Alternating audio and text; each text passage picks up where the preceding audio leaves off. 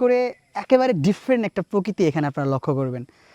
আমার ঠিক পিছেই দেখছেন বড় আকারে বিশাল বড় চা বাগান এবং তার পাশেই লেকটা আর পাখির আওয়াজ।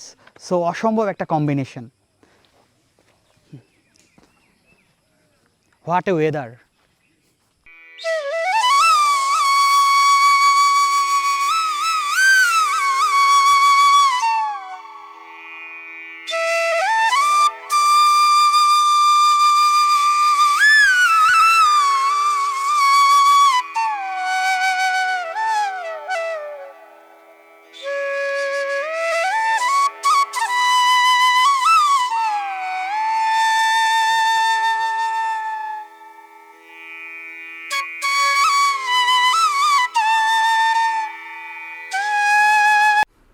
কিছু জার্নি রয়েছে যা মানুষের মনে দাগ কেটে রাখে। আমার আজকের গল্পটাও ঠিক এমনই একটি জার্নিকে ঘিরে। শমশেরনগর মৌলভীবাজার জেলার কমলগঞ্জ উপজেলা অধীনস্থ একটি ইউনিয়ন। আমার আজকের জার্নিটা বাংলাদেশের অন্যতম সুন্দর এক রাস্তা এবং চা বাগানের বুক চিরে তৈরি হওয়া এক দৃষ্টিনন্দন লেককে নিয়ে।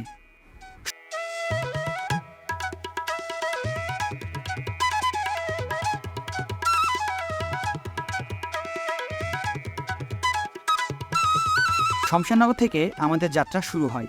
মিনিট পাঁচেক পরেই চোখের সামনে ধরা দিল এক শব্দহীন সুবিশাল চা বাগান, যার কোথাও উঁচু তো কোথাও নিচু বিভিন্ন টিলায় টিলায় সবুজ চায়ের গালিচা বিছানো রয়েছে।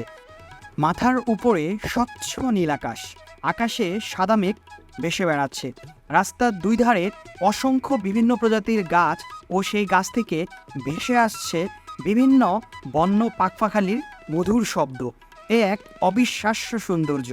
আমার চোখের ঠিক সামনে বাংলাদেশের অন্যতম সুন্দর এক রাস্তায় যেন আমি দেখছি।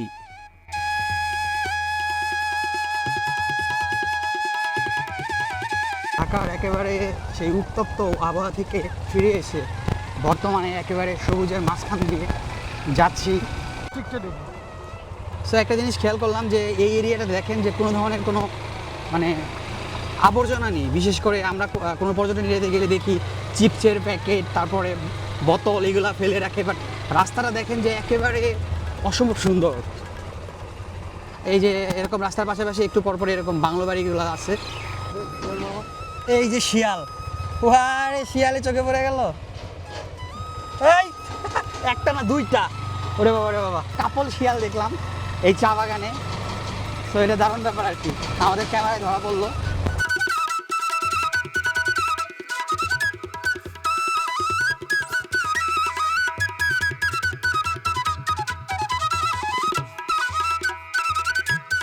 অপূর্ব সুন্দর এই রাস্তাটা হঠাৎ করে যেন শেষ হয়ে গেল। আমরা উঠে গেলাম একটা পাকা রাস্তায়। খানিকটা সামনে যেতেই চোখে পড়ল একটি হাসপাতাল, যার নির্মাণ শৈলীটা বেশ অদ্ভুত ও চমৎকারই বটে। শমশেরনগর চাতলাপুর চেকপোস্ট সড়ক ধরে দক্ষিণে 3 কিলোমিটার সামনে গেলেই পাওয়া যায় এই ক্যামেলিয়া ডানকান ফাউন্ডেশন হাসপাতাল।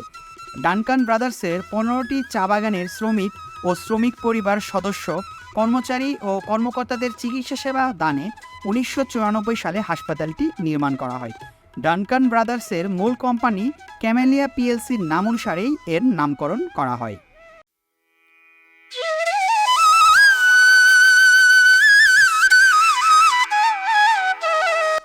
হাসপাতালটিকে পেছনে রেখে আমাদের বাইকটি সামনের দিকে এগিয়ে চলছে। প্রায় আরও 2 কিলোমিটার চায়ের সবুজ গালিচার মধ্যে দিয়ে পাকা রাস্তা ধরে এগুতেই হঠাৎ করেই যেন চোখে পড়ল একটি লেক, আর এই লেকটি হচ্ছে ক্যামেলিয়া লেক। সাধারণত লেকের রক্ষণাবেক্ষণের স্বার্থে সহজে কাউকে এখানে প্রবেশ করতে দেয় না।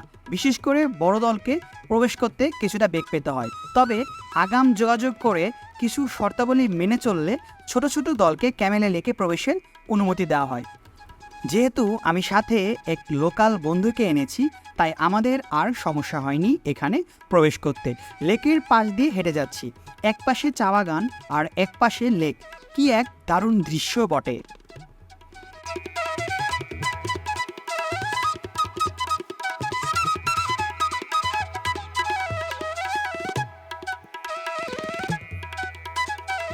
সুবিশাল এই লেকের দুই ধারেই বিভিন্ন প্রজাতির অসংখ্য গাছপালা। পাখির কিচিরমিচির শব্দ ছাড়া কোথাও অন্য কোনো শব্দ নেই। আমি এই লেকের ধার দিয়ে আপন মনে হাঁটতে লাগলাম। চা বাগানের শ্রমিকদের কাছে এই লেকের নাম বিসলার বান, তবে এর প্রকৃত নাম হলো ক্যামেলিয়া লেক। লেকের পানির উপর একটি পাকা পাটাতন তৈরি করা হয়েছে, সেখানে দাঁড়িয়ে লেকের সৌন্দর্য উপভোগ করা যায়। মাথার উপর নীল আকাশ, আকাশের সাদা মেঘ ভেসে বেড়াচ্ছে, তার প্রতিচ্ছবি ফুটে উঠেছে লেকের নিচের পানিতে। চারপাশে যতদূর চোখ যায় ছোট বড় পাহাড়ি টিলায় ঢাকা চা বাগান, এরই মধ্যে টলটলে পানির অপরূপ এই লেকটি। তো এই অঞ্চলগুলোতে আসলে আসলে আপনাকে হাঁটতে হবে, যত হাঁটবেন ততই ভালো লাগবে। আর হাঁটতে হাঁটতে দেখতে পারবেন আসলে প্রকৃতি কতটা সুন্দর হতে পারে। বিশেষ করে চা বাগানের এই অঞ্চলে নেচারটা কিন্তু একেবারে ডিফারেন্ট। আর পাশাপাশি এখন বিকেলবেলা, রোদটা একেবারে কমে গিয়েছে, তো বুঝতেই পারছেন অ্যামেজিং একটা ওয়েদার।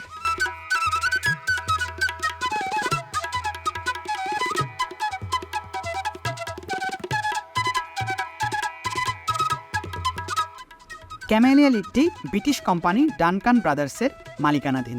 এখানকার চা বাগানের আয়তন প্রায় ৪,৩২৬.৪৭ একর। সুবিশাল এই চা বাগানগুলো সাধারণত শুষ্ক মৌসুমে ছাঁটাই করা হয় এবং তখন চা গাছে পানি সেচের জন্য চা বাগানের মধ্যে ছোট বড় অসংখ্য লেক দেখতে পাওয়া যায়। তারই মধ্যে অন্যতম হচ্ছে এই ক্যামেলিয়া লেকটি।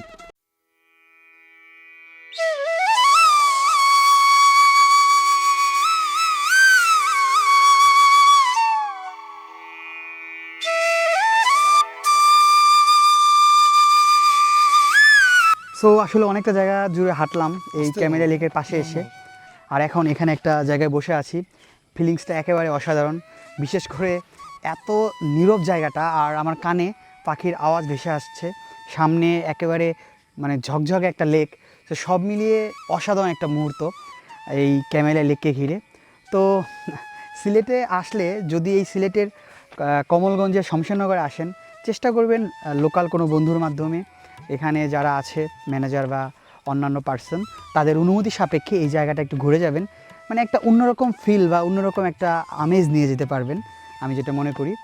আর বিশেষ করে একেবারে ডিফারেন্ট একটা প্রকৃতি এখানে আপনারা লক্ষ্য করবেন। আমার ঠিক পিছেই দেখছেন বড় আকারে বিশাল বড় চা বাগান এবং তার পাশেই লেকটা আর পাখির আওয়াজ।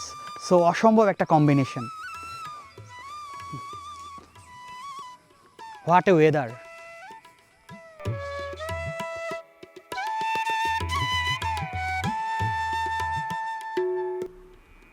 বিকালের ঠিক শেষ ভাগে আমরা এই লেককে বিদায় জানাই। বাংলাদেশের বিভিন্ন জায়গায় অনেক লেক দেখা হয়েছে, তবে এই চায়ের টিলাযুক্ত সবুজ গালিচাময় কোনো প্রান্তরের লেক এই প্রথম দেখলাম।